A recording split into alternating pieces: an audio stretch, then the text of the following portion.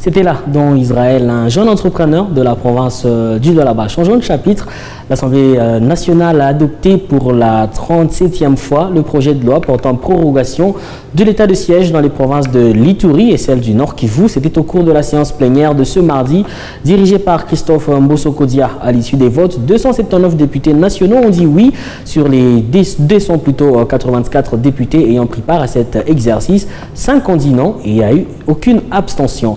Pour le vice-ministre de la Justice, l'adoption de cette mesure permettra au FARDC de poursuivre conjointement les opérations militaires contre les ennemis de la République.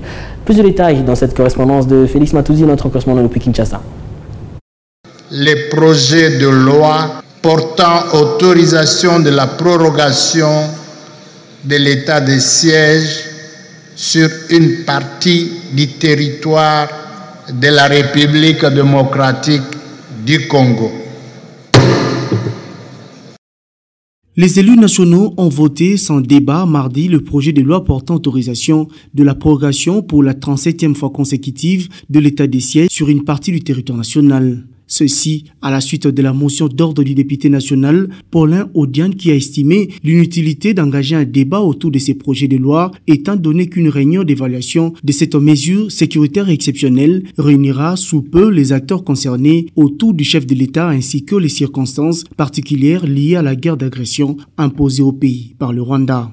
Néanmoins, ce vote a eu lieu au cours d'une séance subséquente organisée après la suspension de la plénière, faute de quorum de vote. À l'issue du vote, 279 députés nationaux ont dit oui sur les 284 ayant pris part au vote, 5 se sont prononcés pour le contre et 0 abstention.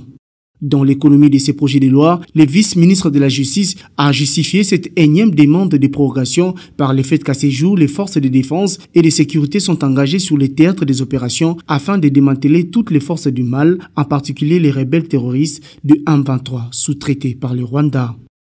Le gouvernement a levé l'option que son Excellence, Monsieur le Président de la République, chef de l'État, saisisse le Parlement en fait de solliciter, conformément à l'article 144, alinéa 5 de la Constitution, l'autorisation de proroger pour une nouvelle fois l'état de siège.